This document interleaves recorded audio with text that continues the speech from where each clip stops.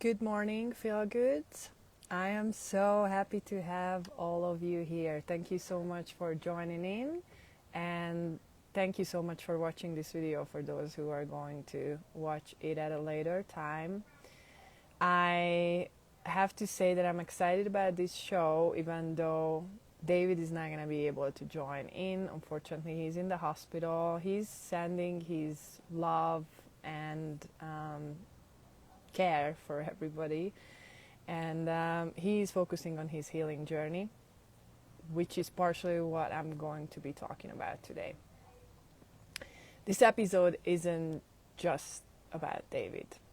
The topic today is caregiver truth, accountability, love, and fight for healing, especially in the case of traumatic brain injuries. But I am going to speak I'm going to speak to caregivers, and I'm actually going to talk about my perspective of what it means like to be the caregiver of somebody who suffers from traumatic brain injury. I would also like to thank the Patrick Risha CTE Awareness Foundation for sponsoring our episode today. We're very honored to be blessed by this organization, whose mission is to raise awareness, prevent CTE, and provide vital resources to families impacted by traumatic brain injuries. I would like to suggest for all of you to hold on for a second, please.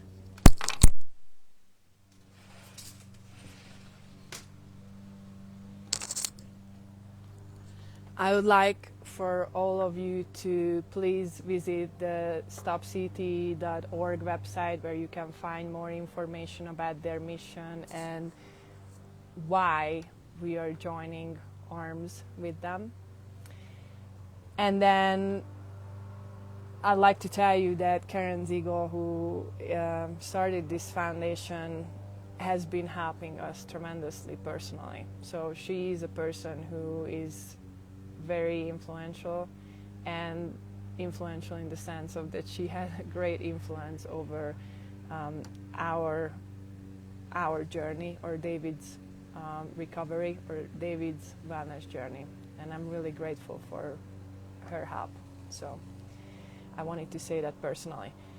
Well, I'd like to talk today about what it feels like to love someone whose memory and emotions can turn on them, not just on them, but on others as well, because that is something that we need to face in this relationship. David has sustained several brain injuries, and so for those of you who are not aware of what has been going on in the past few days, he put out several live videos where he was expressing his concerns about his loved ones, basically, and his concern about not being treated right as a brain injury survivor. And I want to honor him in this process, because he's actually made a huge step forward, and I'm going to talk about that later. But what I want to say first and foremost is that it's not an easy task to love someone or to care for someone whose memory fails them, even if it's just on occasion. But if for those of you who are caregivers for somebody with neurodegenerative diseases such as Alzheimer's, such as dementia, such as CTE, or certain cases of traumatic brain injuries, it's important to know that that always can become a very sensitive part of communicating with that person. If you are a caregiver, you probably already know. And whereas this plays out differently in each conditions, there is a definite pattern, and so for those who don't know what that pattern looks like with CTE, I would again suggest for you to do more research. The Patrick Risha CTE Awareness Foundation has great resources about that. And so it's important to know that in a relationship like that, you do have to face situations where the person that you care for and you love is not expressing the truth because their memory fails. So this is a difficult topic, even just to talk about it. I don't know how much it comes across. That I'm a little nervous here, but it is even more sensitive when you live it day by day. Well, at the end of the day, truth telling is not an attack. So when the family actually comes together, or the caregivers or the loved ones come together and they confront a person with the truth, that could be dangerous also, not just to damaging the relationship that we have with our loved ones, but also in cases like David's situation, that can cause self-harm. And so that's partially the reason why some of the topics that he talked about in his videos have never been discussed with him, because simply we don't want to see him spiraling down. And I have to say that for those who don't live with him day by day, or those who don't live somebody with a situation like this day by day, it's easier to avoid those kind of conversations. But I believe that the truth is love, and I believe that accountability is a form of love. And so we started a process, and when I say we, I'm talking about David's family and David's loved ones. We started a process of confronting him with the information that he has not been able to face due to his broken memory. And this is very painful, very difficult, and yet we are making progress. So for me, the most exciting part is that there is an agreement among those who care for him, and we want him to get better. And so we are actually working together on clearing up those areas in his memory where there isn't clarity. And this, of course, there is an emotional weight on the caregiver about this. There is an emotional weight on the person who's suffering from the memory issues. But I also have to say that I don't think anybody would think otherwise, that in my situation it is not possible to plan a future further without making sure that the information that's not clear for him is communicated to him in a way where it either sticks or it has some sort of an impact in a positive way on his healing. And of course on our relationship, and of course on his relationship with other loved ones. I have to say that sacrificing my own needs have been a huge part of this journey. And I'm not saying this because I'm looking for sympathy from anybody, but because of a lot of the information that was misrepresented, or the truth was misrepresented in a lot of those videos about how my life has been in the past 6 years, and without any blame or placing blame, on anybody, or saying anything bad about anybody.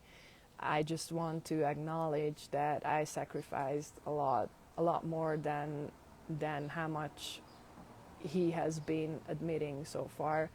And so in the future, this is one of my goals, to work on those boundaries that have been crossed, and making sure that we can build a life where it's well understood what it is exactly that I am sacrificing every single day when I'm in this relationship.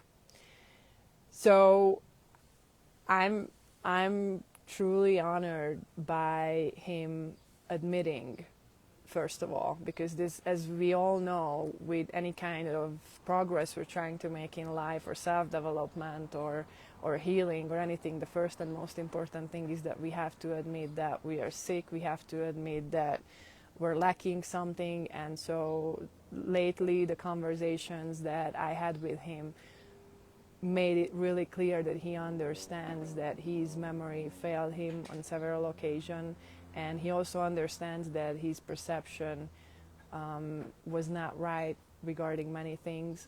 And I also have to say here right now, thank you for all of you who joined in, by the way. I see a bunch of similar faces. Thank you for being here.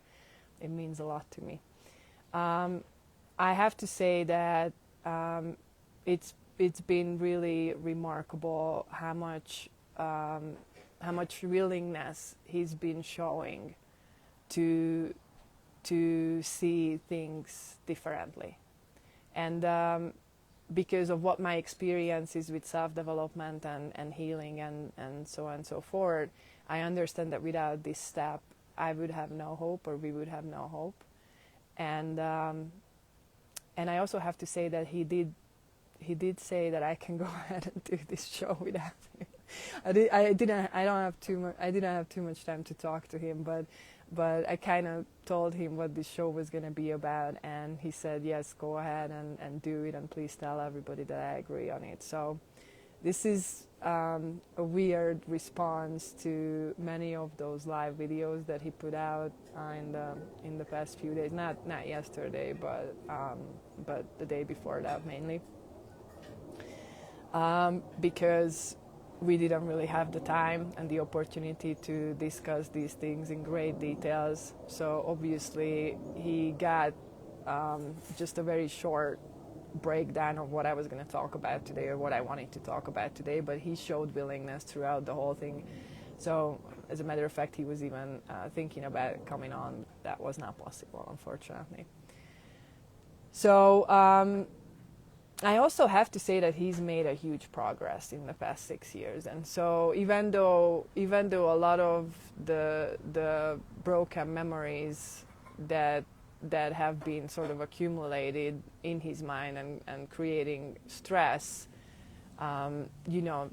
need to still be addressed, I can tell from all the conversations that I had with family members and loved ones that regardless of how bad his past might have been, he came around and he just improved so much. And I have to say that also that would have not been possible without him working so hard. As you guys know,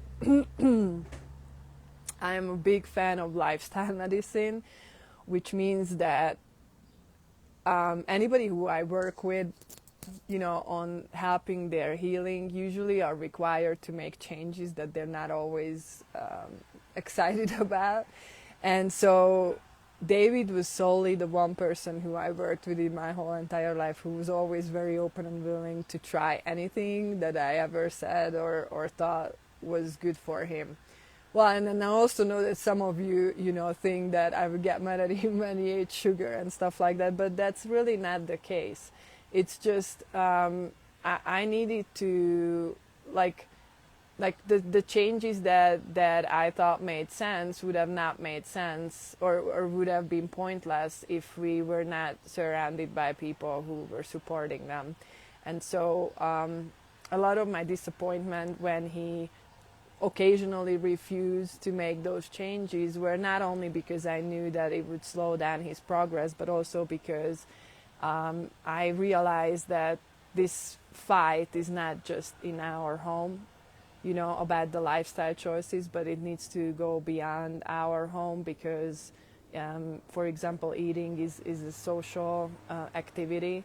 And so you cannot really eat in a certain way if everybody who you love around you eats in a completely different way. It's just not possible. So a lot of the frustration came from that, and not from him not wanting to choose the right things or make the right decisions, but more just how I saw his willingness fading when we were socially influenced in a different from a different direction, or kind of pushed into a different way.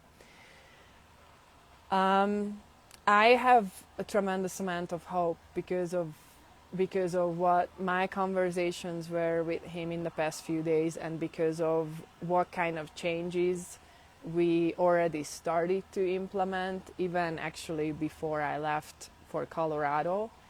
And I don't know, I probably haven't talked about this, but I'm a part of a circle now where I talk to CT caregivers on a regular basis, and I did find out that there is more hope in actually implementing those changes than what I even thought was possible previously. And I don't think that many of his loved ones ever seen how much hope is there. So I also wanted to thank all of you who reached out and for your prayers. I also saw some people talking here about how they prayed for us, and I really appreciate that. But I got all sorts of comments. I appreciate all of them. Although the comments that were encouraging me to leave David were probably not as welcomed as the rest of them. So I just have to say that even though some people, can get into a hopeless mindset in their own life with their own loved ones, I never lost hope. And I never thought that this was not possible for us to make progress. I obviously got into situations and negative mindsets where I was less hopeful, but I've never given up on David, and I'm not planning to give up on David. So whoever thinks that that's the appropriate action, I have to disagree with them. I believe that David can improve even more, and I also not just believe but saw with my own eyes how much he already improved in the past 6 years. So please understand that I appreciate everybody's input. I did not have the ability to respond to everybody's messages. I did my best. I probably prioritized them based on which ones were positive. And then I probably just left out the negative ones. But I think it's also very, very important for all of you to understand that I have to protect myself. I have to protect my energy and my mind, and I cannot really let toxicity and negativity in. So I wanted to thank all of you who reached out and sent me encouragement and told me that they were praying for us. I really appreciate that, and I will keep appreciating those messages. Please keep the prayers going on, because they mean a lot and they change lives. So I want prayers. I do. Opinions are different stories. Personal experiences are also different from one person to another. So that's just kind of like a side note. Well, I think it's important to understand that spirituality is a big part of holistic healing. So we never heal without God. We never make progress or gain clarity or I don't even think that there are any truths revealed to us without God's help. So I have to say that I am grateful that we've been surrounded by praying people and loving people and God-loving people. It definitely made a mark and changed the trajectory of this whole story. And I would like to invite all of you to keep praying for us. Thank you very much for the loving comments here. Thank you for joining in, all of you. I see so many of you. Thank you for the encouragement even right now. I appreciate all of you, and hopefully we will be back next weekend with David at 11:11 Central Time, Saturday morning, and I'm really hoping that we're gonna bring some amazing news and show or offer even more hope for those who are in similar situations. Thank you. I love you all.